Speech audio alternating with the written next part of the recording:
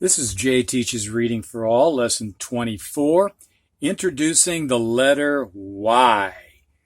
And let's get to a review. Short A, apple. B, bat. Whoops, didn't jump down here to N. Nut. C, cap. D, donut. E, egg. F, flag. G, gun. H, house. I, Indian. J, jet. K, kite. L, lamp. M, mountain. We've done N. O has two sounds. Octopus or ostrich. P, pig. Q, quarter. R, rake. S, two sounds. Snake. Zipper. T,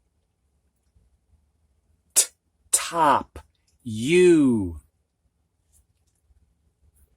umbrella. V, vase. W, window. X,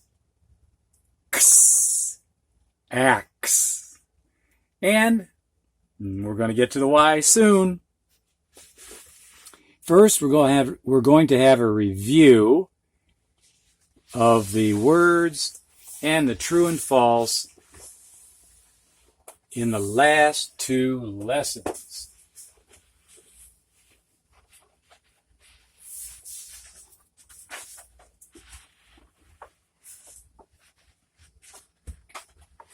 Words first.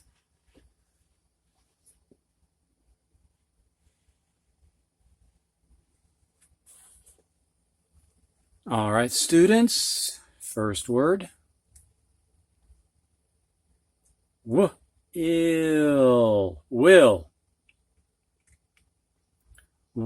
In.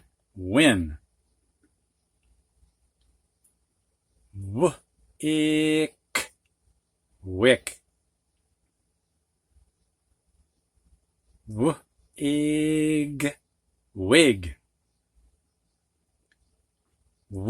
Et. Wet. El. Well. Es. Wes. Est. West. In. When. Silent H. Another silent H. Ack. Whack. Ag. Wag. Another silent H. Ham. Wham.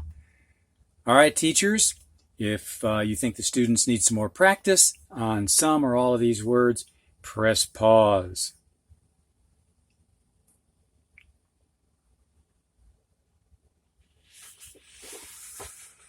And now, teachers, have the students read the true and false to you.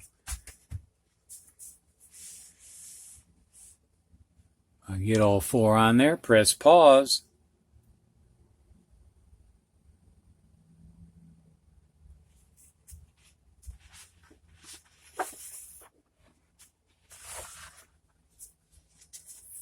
Now we'll go to lesson 23 and do the same review. Words first.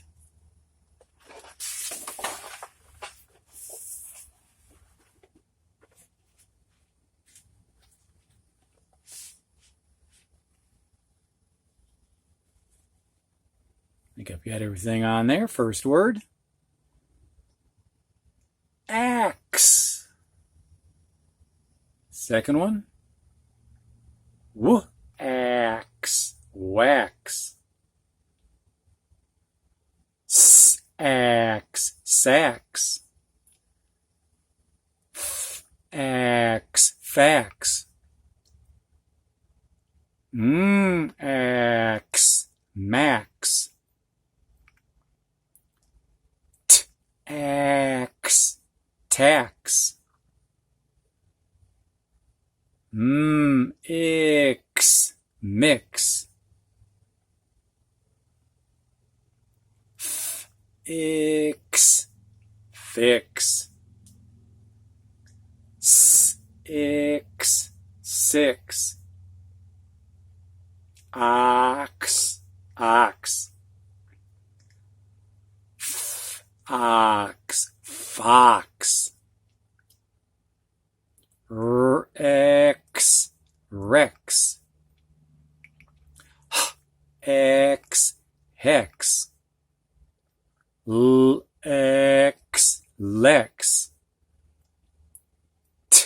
X. Tex. X. Vex. Now for the true and false. And I think you can see all four of those.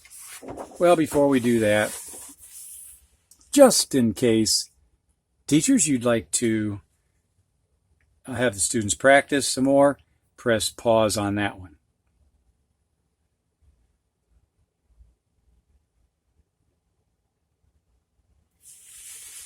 And now the true and false. Press pause.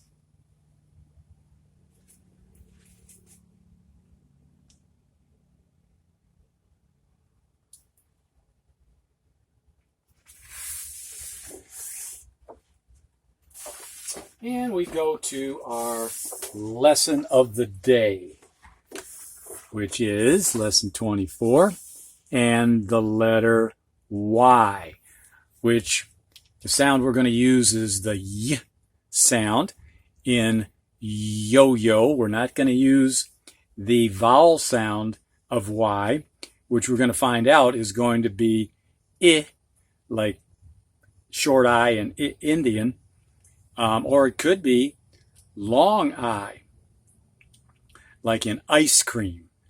But that comes later. Right now we're just dealing with the Y, yo-yo sound.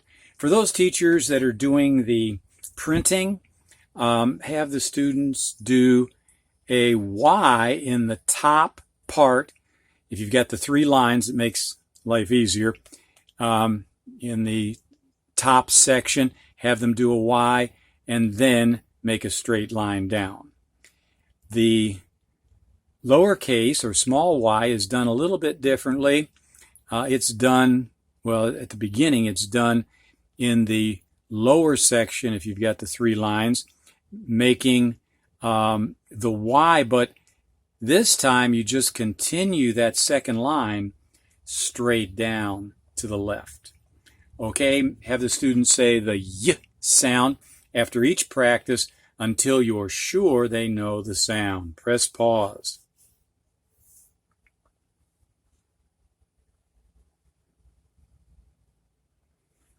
Now the words, the Y words, we've got yam, yak, yap, yet, yell, yes, yip, yin, yuck, yum.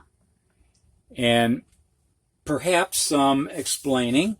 Yam might need some explaining. It's like a sweet potato, but you might have to show a picture of a sweet potato if the student is not familiar with that.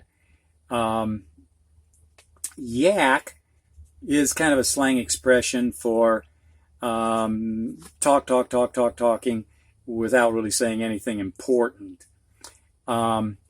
Yap and yip are noises like shrill barks that especially a small dog would make. And teachers, you can demonstrate that. I'm going to let you demonstrate it. You'll, I'm sure, do a much better job than I would. Yum is an expression used when describing something that tastes good. Yuck is an expression describing something that doesn't look good or taste good. And yen is Japanese paper money. It's like our dollar, but it's what the Japanese use. Okay, so with that explanation, then let's go on to the true and false and have the students read one silently and secondly, read out loud, giving you their true and false answer explanation.